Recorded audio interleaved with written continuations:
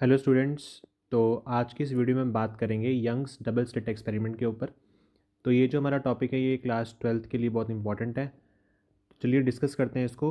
तो जैसे कि आपको आपके सामने एक डायग्राम दिख रही है, तो इस डायग्राम में क्या है कि हमारे पास एक सोर्स है। तो ये हमारे पास एक सोर्स है और इस सोर्स से क्या होगा कि जो वेव्स हैं, लाइट वेव्स हैं, वो यहाँ से ट्रैवल करती हुई आगे को जा रही हैं और यहाँ पे क्या लगा हुआ है, एक कन्वेक्स लेंस लगा है। ठीक है, यहाँ पे क्या लगा है, कन्वेक्स लेंस लगा हुआ है। ये कन्वेक्स लेंस क्या करेगा, ये जो लाइट होगी इनको क्या करेगा, इनफाइनाइट बना देगा, मतलब इन्फिनिटी पे ये इसको लेके जाएगा, जिसकी वजह से जो ये लाइट रेज है ये पैरेलल हमें दिखेंगी। और ये जो लाइट रेज है जब ये वेव की फॉर्म में आगे जाएंगी तो ये जो हमारा सोर्स है, एक यहाँ पे सोर्स नहीं, स्लिट जो है हमारे पास, यहाँ पे एक S1 है और यहाँ पे एक स्लिट है बहुत छोटी सी, ये है S2। तो स्लिट क्या है, एक छोटा सा होल होगा और इस होल में जब ये वेव्स पहुँचेंगी तो इस पॉइंट पे क्या होगा कि यहाँ पे वेव का हर एक पॉइंट जो है, जैसे मान लीजिए यहाँ पे जो वेव है जब ये आके पहुँचेगी स्लिट के ऊपर, तो यहाँ पे एक वेव का एक सिंगल पॉइंट जो है वो एक सोर्स की तरह काम करेगा। और ये सोर्स क्या होगा, source of secondary wavelet, source of secondary wavelets की तरह यहाँ पे ये काम करेगा।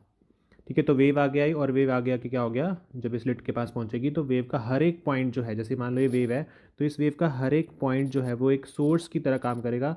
मतलब इस अगर ये सोर्स की तरह काम करेगा तो यहाँ से एक और वेव आगे जनरेट होगी, और अगर ये सोर्स की तरह काम करेगा तो यहाँ से एक और वेव आगे जनरेट होगी, और सेम इस तरीके से यहाँ पे भी ऐसे ही होगा।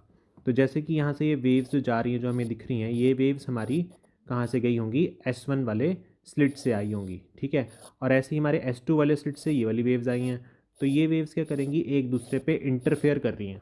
मतलब जैसे अगर एक वेव ये है तो दूसरी वेव इसके ऊपर क्या करेगी, इस पॉइंट पे इंटरसेक्ट करेगी या फिर इंटरफेयर करेगी।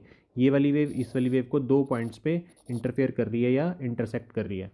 तो ऐसे करते करते हमारे पास क्या होगा कि इंटरफेरेंस की वजह से यहाँ पे एक इंटरफेरेंस पैटर्न हमें दिखेगा, जिसमें हमें डार्क फ्रिंज दिखेगी और ऐसे ही ब्राइट फ्रिंज दिखेगी, फिर डार्क, फिर ब्राइट, फिर डार्क और फिर ब्राइट फ्रिंजेस हमें देखने को मिलेंगी।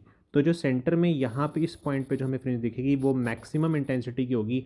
मतलब यहाँ पे हमें मैक्सिमम इंटेंसिटी देखने को मिलेगी फ्रिंज की, और इंटेंसिटी मैक्सिमम होने का मतलब है कि जो हमारा एम्पलीट्यूड है वो भी क्या होगा, ज़्यादा होगा।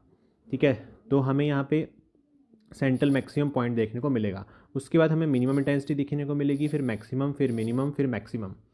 तो सेंटर वाला जो पॉइंट है मैक्सिमम वाला, वहाँ पे हमारे पास क्या बनती है, सेंट्रल ब्राइट फ्रिंज बनती है। सेंट्रल ब्राइट फ्रिंज देखने को मिलेगी। तो जो मैक्सिमम पॉइंट लिखा है वो कौन सा है, सेंट्रल ब्राइट फ्रिंज का, ये वाला पॉइंट हमारा